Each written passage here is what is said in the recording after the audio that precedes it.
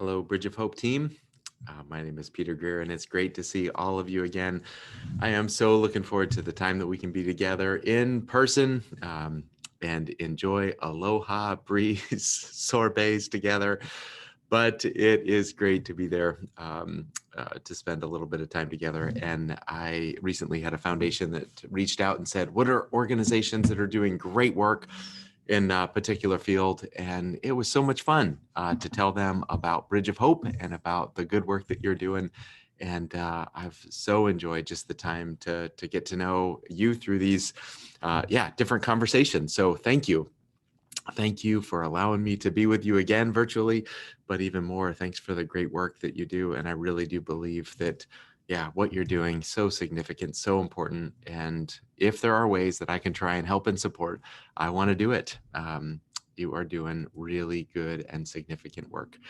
And, the conversation today is around succession planning. And I don't think there's anyone that has allowed me to have more conversations on things that I've been thinking about more than Bridge of Hope.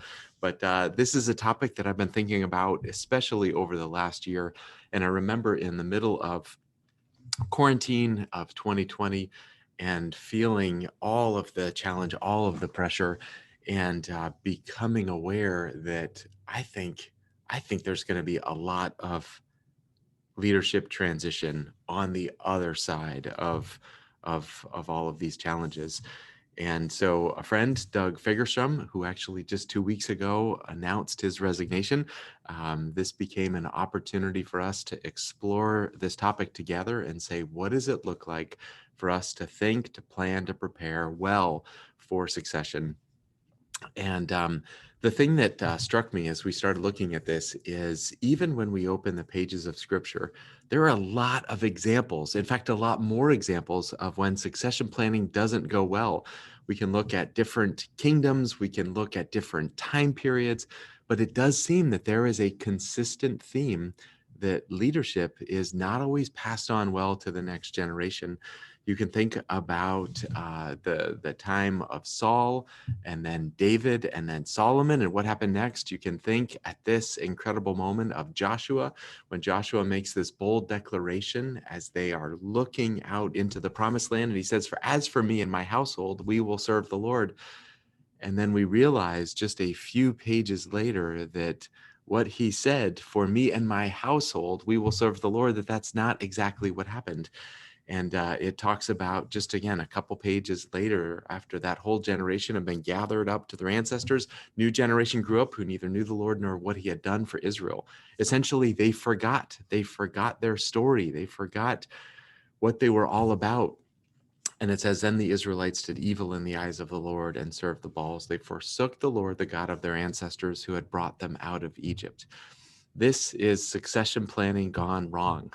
And this well-worn pattern of passions of the first generation becoming the preferences of the second generation, becoming irrelevant to the third generation. And we know that that's not just ancient history. That is modern history. And my guess is we've all experienced that in our spheres, whether it is in our churches or whether it is in nonprofits, well-known cases or lesser known cases. It is really hard to get this right. Passing the baton is difficult work. And so that's what we really want to dive into. What is it? What is it that allows us to pass the baton well? And again, we know what it looks like when the baton is not passed. This image is from the 2008 Olympics in Beijing. And again, you look at this picture and you know something has gone wrong. You can see that the baton is not being passed well. You can see the expression of fear in the second runner. And unimaginably, after the men's 4x400 team dropped the baton, the women's team did the same thing. And again, that expression of the back runner looking at that and this, oh no, we did not pass the baton well. And we know what happens in a relay race. If you don't pass the baton, you don't medal, you are disqualified. And yet again, from the perspective of time, there are a lot of dropped batons. So as we started looking at this, we just started a really simple question, but Are we going to successfully pass the baton? Are we going to give a final gift to the organizations that we care about of successfully passing the baton? Or are we going to be one of those organizations that drops the baton, that falters in this significant moment? And I like how Fred Smith of The Gathering, he went through his succession. He said, that's the moment that matters most. He said, that's the moment that matters most. Are we going to be part of an organization that thrives when we're here, but then falters in that moment of leadership transition?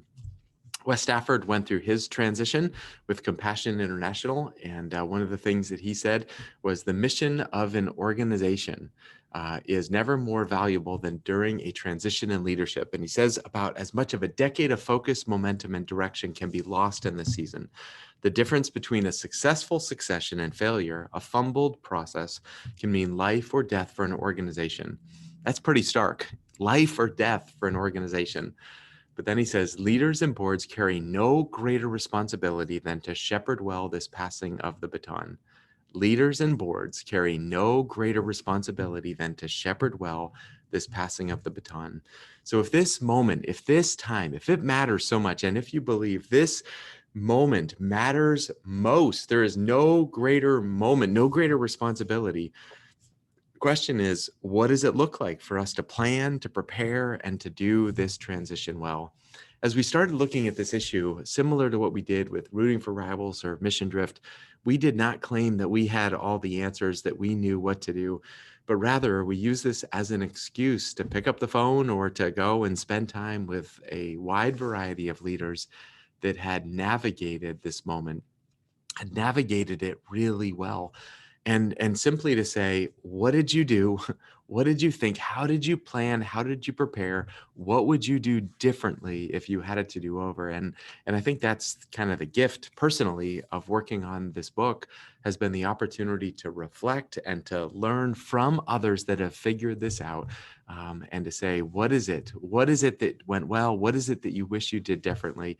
And I want to go to school. I want to go to school on the successes and failures of others, as we plan and prepare. Because again, I really do believe this moment of transition, it's coming for all of us. Every single one of us will transition from the role that we are in. And so the question is not whether or not a transition is coming. The question is, have we done everything possible to set the organizations that we care about up for long-term success that extends beyond just the moment that we are there? So what does that look like? Well, as we started to do the research, we found that very few organizations have a documented succession plan. And maybe just asking all of you, how many of you would say, yes, we have a clear documented succession plan, both a short-term and a long-term. Short-term, if something happens and there needs to be an immediate transition, it's clear what would happen. While the event might be surprise, we are prepared for that. And surprising to see that only 17% of organizations have that. Harvard Business Review talks about how 40 to 60% of CEOs fail in their first 18 months on the job. 40 to 60% falter in this passing of the baton. I couldn't find stats of a similar study that was done from the nonprofit space, but just based on my limited worldview and my limited connections, I don't know if we're that far off from that percentage. It does seem that the similar pattern emerges for nonprofit organizations as well, that leadership baton passing, it is so hard to get it right. So why? Why is this? Why is it so difficult to get right? And maybe, if possible, if you want to press kind of pause on the video here and just discuss among yourselves, but I'd love to ask you the same question. Why is it so hard? If you believe those stats, if you believe that there are a lot of dropped batons, the question is, why is this so hard to get right? So take a couple minutes, discuss among yourselves, and then I will share some of the things that we found as well.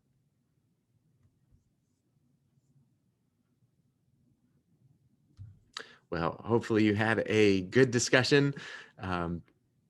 One of the interesting things as we started to look at this was the fact that it was not about specific practices. It wasn't just a checklist that individuals would follow or would not follow. That is important. But we found that succession planning is so hard to get right because it requires work in the leader's heart. It requires an internal work. And even if you go through the right steps, but we're not in the right posture to even have conversations about this, it is really difficult to get right. So I want to talk about 4 postures that came up from individuals that candidly, some of these were from individuals that would say, I did not have a good succession plan, and let me tell you why. And a lot of this came down to not specific practices, but to postures of the heart. So the first posture was this idea about there's some myths. There's some myths that we might believe that would derail the succession planning process before it even begins. So what myths might we believe? The first myth, this myth of indispensability, this myth that says, I am indispensable. I had my myth shattered along with my ankle that also was shattered a number of years ago. I was playing on an over 40 league with a bunch of my Messiah University soccer friends, and we were in the over 40 league, but in our minds, we were right back in college. And our bodies were not right back in college. And for me, that moment came chasing down a ball on the left side and just run. It felt so good, but collided with a goalie.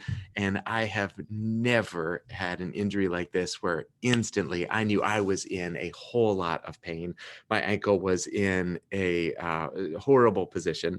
And my daughter was there watching, and she sees her dad just moaning is the only word for it, just groaning on the soccer field, and ended up having the ambulance come, put me in the stretcher, carried me off. And as I'm in the stretcher, I was supposed to leave the next day for a number of events. I was supposed to go to California and North Carolina, and I had all of these big events of the year. And I was talking to the doctor, and the doctor made it very clear I was not going to be getting on an airplane the next day. And so immediately thinking, what's going to happen? And so before I even was out of the hospital, colleagues had figured out who was going to speak and how these events were going to go. And a bunch of people just stepped up. I got a text from a friend after the event in North Carolina, and he said, Peter, I love you. Peter, it would have been great to see you. But he said, Peter, you weren't missed at all. And he said the team did great. And he was I think he said something even more than great. Essentially, it was better. It was better. The way that it was told, it was better. And the results were better. And this whole idea that we're the only ones that can do our job, I just don't think that is possible. That is true. There are so many others around us, and I think sometimes we get trapped in this myth of, well, I am necessary. Why is this so important to succession planning? Because if we buy into the myth of indispensability, we're not going to be willing to engage in the conversation. So I like how Charles de Gaulle says this. He said, the graveyards are full of indispensable men, and I would say men and women, individuals, leaders that at the time, the thought was, how will the organization, or in his example, how will the country continue? And there's this sober reality. The world's going to keep on going. There is no indispensability. Myth number 2, I'll get around to it. There will be a time in the future. I don't want to have this conversation now because there's so many things that we have going on. But this myth stops us from taking steps. And there was just an example that came from ministry. It was Vibrant Aaron. And he talked about the moment of transition. They had turned this little school into a vibrant community center. It was thriving. It was growing. Then he gave his 2-week notice. He transitioned, and the ministry was not set up for success. And he said it was irresponsible to focus on where we were going with no thoughts or plans about what would be left behind. Aaron said lack of succession planning was irresponsible. Grow this organization, grow this outreach, grow this incredibly vibrant, and then have it fall off when the leader transitions. And in his case, 2 weeks off to a new role. He says that was irresponsible. This idea that we'll get around to it means we will never get around to it. It just doesn't happen. Number three, and relatedly, no one's going to do this job as well as I could. Somehow we have this sense that I care the most. No one will possibly care as much. And yet that too, it's just rooted in pride without recognizing, you know what? There's an amazing group of people in this world, an amazing group of people all around us that maybe are becoming the roadblock. And I believe that's part of the benefit of this conversation of succession planning. It is a letting go. It is an inviting in. It is an empowerment of the team around us. So again, the myths of indispensability, the myth of I'll get around to it, the myth of no one's going to do this job as well as me, rooted in either pride, busyness, or insecurity. And I think there are some concrete and tangible ways that we can start to address them. So when I think about these myths, I think about them as really significant. And again, maybe just take a moment if you want to press pause on the video. Do any of these resonate? Any of these myths that we might not need to untangle, we might need to address so that we can be in a place, a healthy place to engage in the conversation around succession planning. Well, if you took a moment on that, great. But I know that I have experienced all three of these and increasingly want to address them because I care about this work that I'm a part of. And if we care about the mission, we care about what happens when our season of leadership comes to an end. Interesting to look at second myth. So the first one is kind of the postures. One is addressing the myths that we might have slowly believed. Number two is to focus on the mission. I say, what matters most? What matters most? There is a hotel in Japan. I read that it is the longest standing hotel, over 50 generations of leadership in the same family. Think about that. Over 50 generations have engaged, and it continues to get high ratings. That is an incredible tenure. And reading some of the reviews about it, reading some of what has been written about this long-standing family business, what becomes so clear is that the family understands that their generation is part of something much bigger, that their generation does not exist for itself, but it exists to continue this legacy that has been there for so long. They focus on the mission first. That is what comes first. And I think in a similar way, it allows organizations to last. When we say, let's focus on the mission, that's what we focus on when it comes to succession planning. The third, so if we address the myths, if we address the mission, that comes first. The third is a willingness, a posture, a heart posture to say, is it time? Is it time for us to transition? And to not be afraid of that question, to not be fearful for a board of directors to regularly say, is it time for a leader to routinely, in some sort of in organized fashion, to say, is it still the right moment for me to be in this position of leadership? And I think we've seen what happens when leaders hold on to power. Those stories don't end well. Robert Mugabe, president of Zimbabwe, he started out so brilliantly in the nation of Zimbabwe, and yet he held on to power in a way that not only caused harm to himself, but it caused real devastation to the nation. And he was clear, it was never time. Only God who appointed me will remove me. He was set on holding on to power no matter what.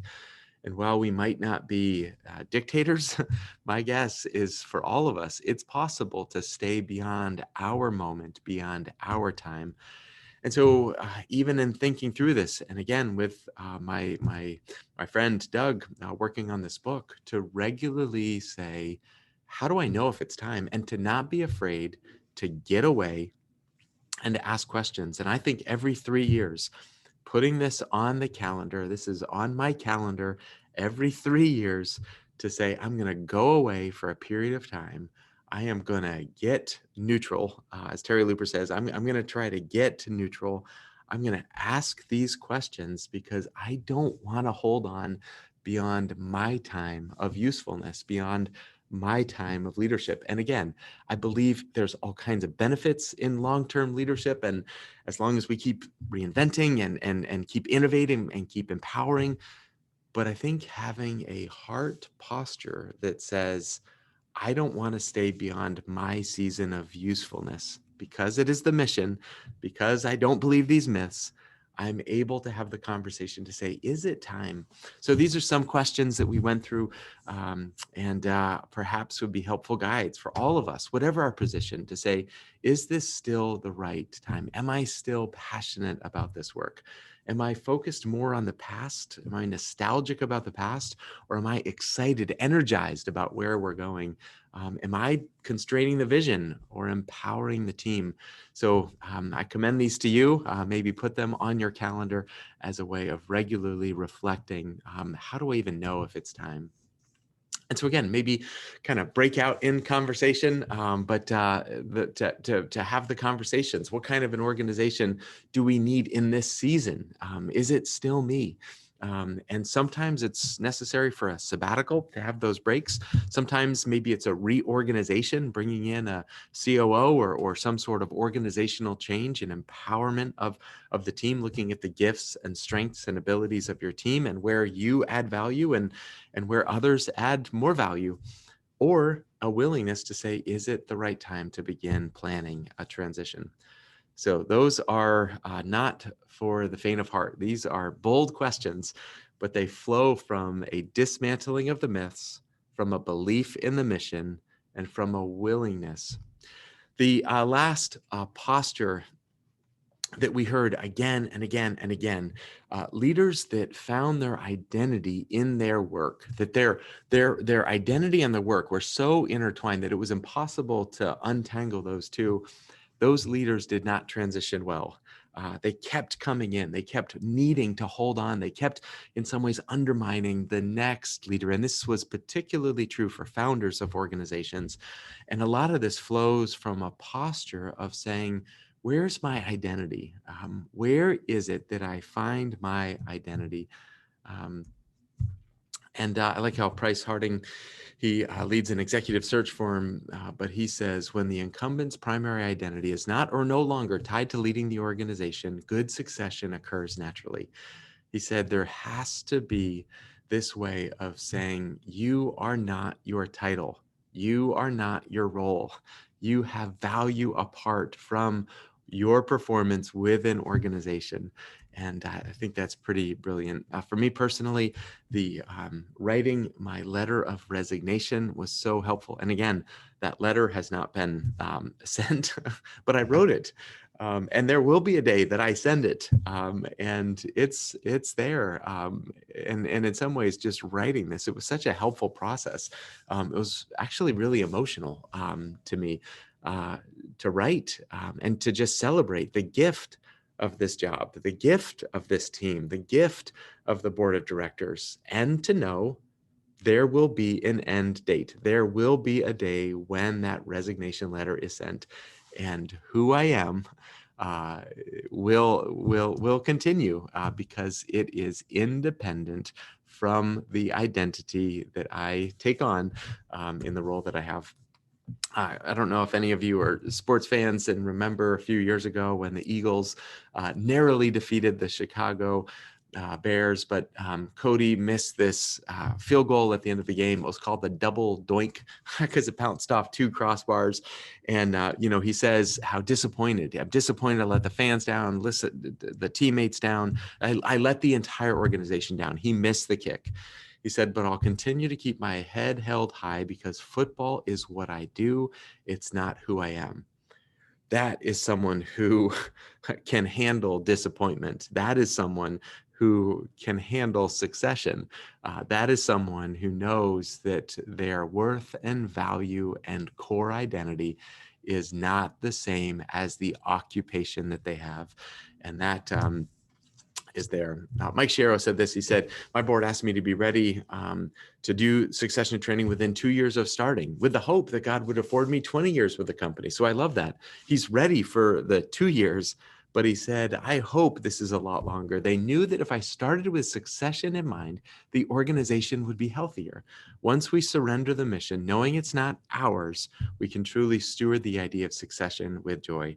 That is a wise board of directors. That is a wise approach to say, all of us, let's start with succession in mind. Let's start with the idea that there will come a day when we will not be in our role. And that's hard.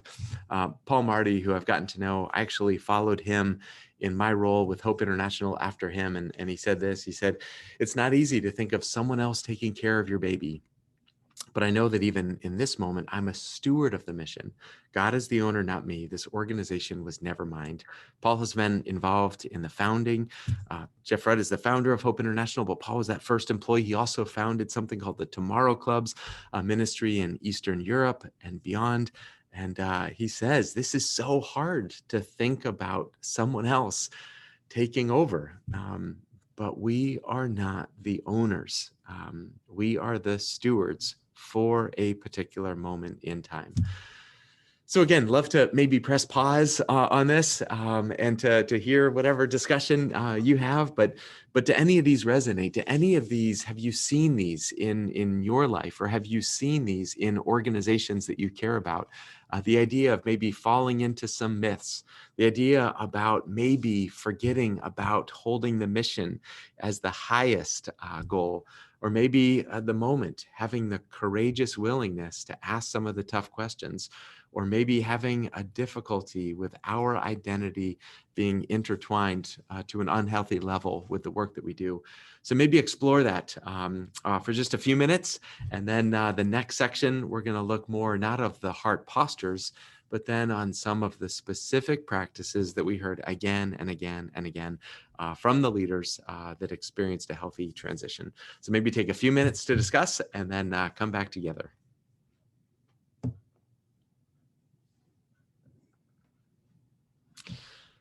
I hope you enjoyed that conversation, looking at some of the postures that we have.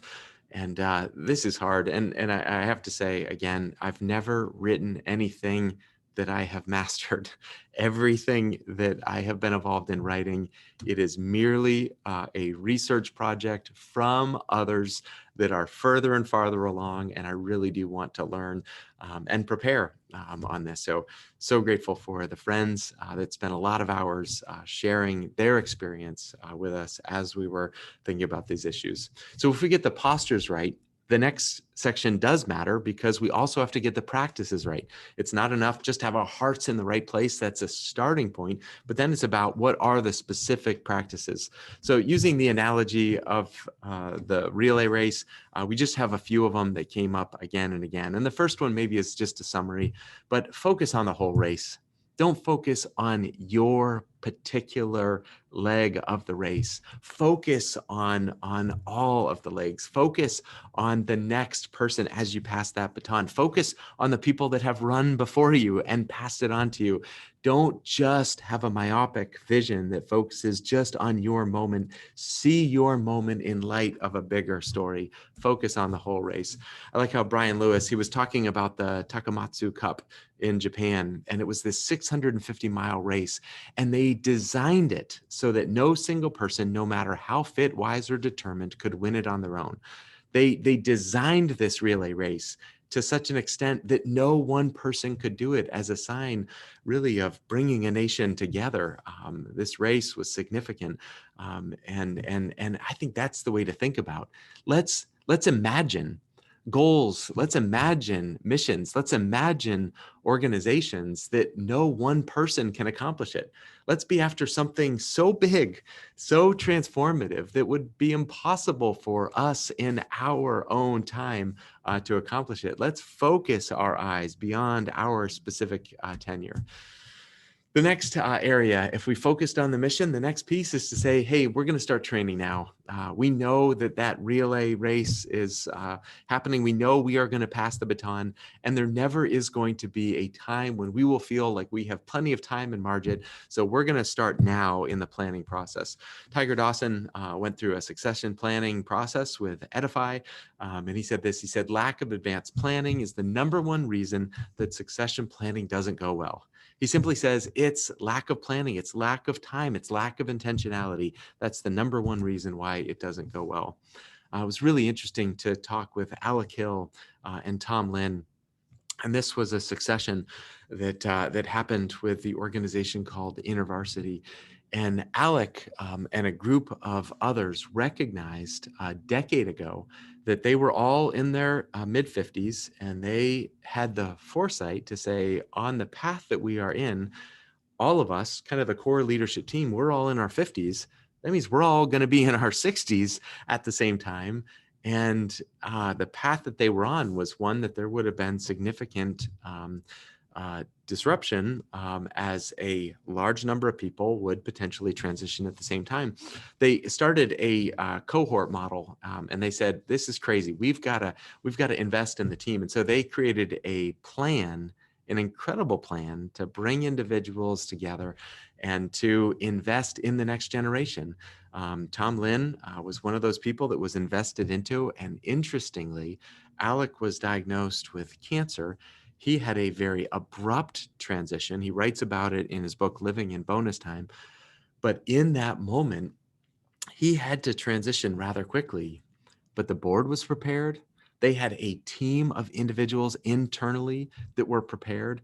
And that season of transition was not marked by disruption. It was marked by health in the way that transition happened. Similarly, Ronald Blue Trust holds a CEO round where they bring in 12 top leaders and they invest in them. They realize that leaders are only to lead for a limited amount of time and are committed to transferring the know-how and the know-who. I love that because it's not just the technical abilities, but they're intentionally saying we got to make sure there is relationship depth here, that relationships are not tied to just one leadership group, but we are passing on the know-how and the know-who. Both of them created systems, organizational systems, to invest in the next generation of leaders. The next piece is to create the plan. Write it down. What is your plan? And for a relay team, they know who's going to run the first. They know what's going to happen. They have the plan. They have worked the plan, and as part of that, they have a coach that guides them through that. There. And just lastly, I guess just one more word on create the plan. This is one of these real simple, concrete for every single one of you. What happens if tomorrow you're unable to go to work? Is it written down? If you report to a board, does that board know here is the short-term interim plan that happens? If you are in a different role, do you know what happens in that moment if we have to have a transition that we are that is unexpected? Write it down, create that plan. The next piece is listen to the coach. I think this is a tremendous area to invite in other experts. And a long time ago, I read a book that had this constellation mentoring model. And I think about coach in a full 360-degree way. Where we do have, when it comes to succession, someone who is experienced that is walking with us, helping to plan and prepare. But it also means that there's external and internal peers. There should be internal people that you are talking with about succession that have full trust. But also there are some external people. Maybe there are some sensitive issues and conversations, and maybe you need to process that with someone outside the organization. I call those individuals my 3 a.m. friends, those people that would show up at 3 a.m. if I need help. And then the next is, and who are we pouring into? So we are having individuals that are walking with us. We have friends that are walking with us, and we are also walking with others on their journey as well. So kind of a 360-degree model of mentoring. And when it comes to succession planning, when it comes to how high the stakes are to get this right, I really believe it is so important to have wise and trusted advisors there. Next, communication. It was really interesting talking to a consulting firm that was doing some employee engagement work. And they looked at Hope International. And last year, even though it was such a disruptive year, our employee engagement scores went up. And it was so interesting. They do this for a number of other organizations. And they said, I can tell you why your scores went up. And they said the reason is because you were willing to communicate even in the midst of uncertainty. And we kind of step back and say, how did you know that? And they said, because that is the only consistent theme across all organizations. Those that communicated clearly had employee scores that went up, and those that kind of went into the locked doors, pulled down the shades and said, we'll come out when we know exactly what to do. Those are the organizations that trust went down, engagement went down. And I thought that was really interesting. And similarly, when it comes to succession planning, are we communicating clearly? Are we saying, here's the plan, even if there are certain pieces we can't communicate, what can we communicate? And I think those organizations that are not afraid to communicate clearly are going to navigate their period of succession much better. Next, prepare for the handoff. This is talking to some relay race friends, the calluses. There are calluses because those calluses, you've had that slap so many times in your hand that there are calluses getting ready to receive that baton. And similarly, have we prepared for the handoff? Have we looked at opportunities to give away assignments that other people could do as a way of preparing them? Have we brought other people in meaningful ways to prepare for that handoff? And then the other piece is, and are there any difficult decisions that we've not made for fear of the impact that we need to clean up for our friends? Um, I think a lot of times leaders can leave messes for the next generation. And I think of a friend, Katie, that came into a position of leadership and realized very quickly that she had been left a mess. And the previous leader had not done some difficult decisions that everyone knew needed to be done. It's almost like those horror stories you hear about Airbnb or VRBO, when guests like trash the house. We never do that, right? And yet, if we're leaders and we're not making difficult decisions and leaving them for the next leader, we're leaving a mess. So I believe that succession planning can be aided by the person who is transitioning to say, is there anything else I can do to set up that next person for success? Any difficult decisions or conversations or changes that need to be made? Let me do that. I don't want to go out being liked by everyone. I want to go up setting my successor up for success. And then last piece, cheer on the team. I believe that after a moment of succession, this is a moment when you have let go of the baton. Your job is not to run at that point. Your job is to cheer on the team. I like how Wes Stafford talked about it. He said, I went from being on the stage to being in the stand, in the audience. And he said, but I wanted to make sure everyone knew I was cheering the loudest for the new leadership team. And I think about that humble posture of just saying, yeah, it's not about me, it's about the mission. And so I'm going to be cheering you on. And if people come to me and want to complain about the new leadership team, I am not going to entertain that. I am now the biggest fan. So the practices: focus on the whole race, start training now, create the plan, listen to the coach, communicate clearly, prepare for the handoff, cheer on the team. Those were some of the practices that we heard again and again that helped with that. So I like that. This idea that we are relay races. We have the baton, we've given the responsibility to run forward faithfully with it. We're responsible for what we do not own. Success is achieved when we leave behind an organization that's stronger and healthier on the day we pass forward the baton than on the day we first took it. Imagine that definition of success. We have run hard, we have advanced the mission, and we have passed it on, doing everything possible. So my hope is this might be helpful to all of us to think beyond our tenure, to prepare for the moment, not if our transition happens, but when our transition happens. And Bridge of Hope team, I am cheering for you and the good work that you have. I believe your impact is going to extend far beyond any one person's tenure, beyond even the group of incredible leaders that you have right now. And so excited to hear what God continues to do through you and in you as you steward for this moment in time, the mission that God has entrusted to you. So may God bless you in your work, in your ministry. And I do hope there will be time for us to be together again. Thanks so much. Have a wonderful rest of your day, and may God continue to bless all of you.